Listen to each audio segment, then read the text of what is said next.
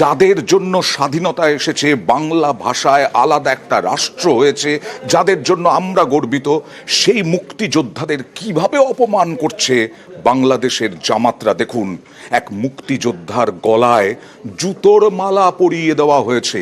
শুধু তাই নয়, সংখ্যালঘু অধ্যাপক, সংখ্যালঘু ভাইস চ্যান্সেলর তিনি পদত্যাগ করতে বাধ্য হলেন। ইউনূসের কি কিছুই চোখে পড়ছে না?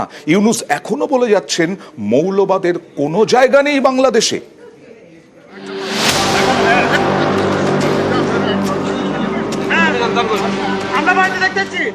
জুতোর মালা পরিয়ে বৃদ্ধকে হেনস্থা, এ ছবি আজকের বাংলাদেশের। এই বৃদ্ধের অপরাধ, তিনি মুক্তিযোদ্ধা, বাংলাদেশের স্বাধীনতার জন্য লড়াই করেছিলেন, তারপর আওয়ামী লীগে যোগ দেন। তাই ৭৮ বছরের বৃদ্ধ মুক্তিযোদ্ধাকে শাস্তি দিল জামাতের মাতব্বররা জুতোর মালা পরিয়ে।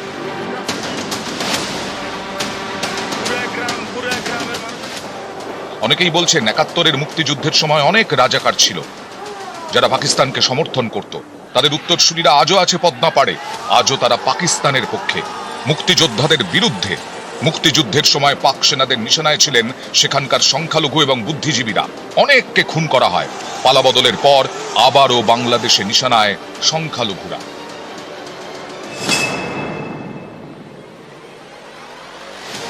বাংলাদেশের সংখ্যালঘু অধ্যাপকরাও সেখানকার কট্টরপন্থীদের নিশানায়।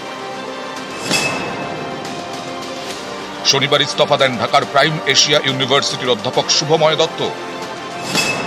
ইউনিভার্সিটির প্রো ভিসি ছিলেন তিনি। অভিযোগ, কট্টরপন্থীদের চাপেই তিনি ইস্তফা দিতে বাধ্য হয়েছেন।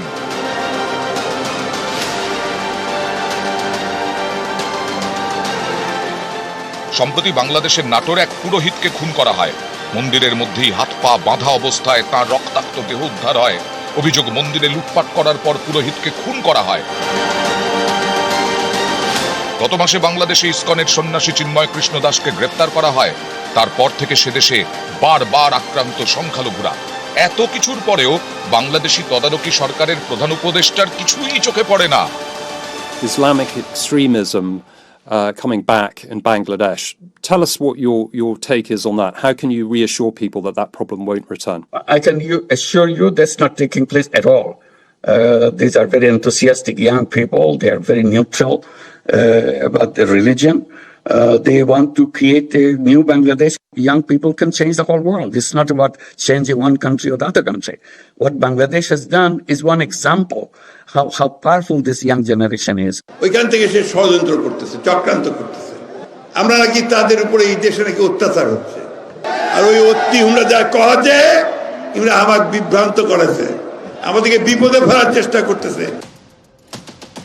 সংখ্যালঘুরা বারবার আক্রান্ত, তা সত্ত্বেও ইউনূসের কিছুই চোখে পড়ছে না, আর বিএনপি দেখছে ষড়যন্ত্র। কিন্তু আসলে ঘটনা যে কি তা সংসদেই প্রকাশ করা হয়েছে। গত শুক্রবার লোকসভায় বিদেশ মন্ত্রক জানায়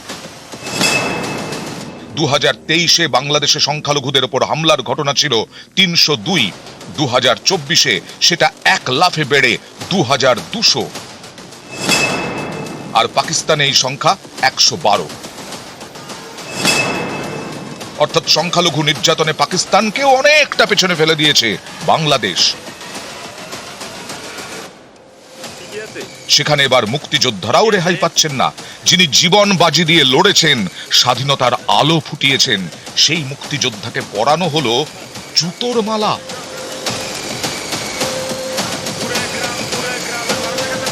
নিউজ 18 বাংলা। আর এই অবস্থায়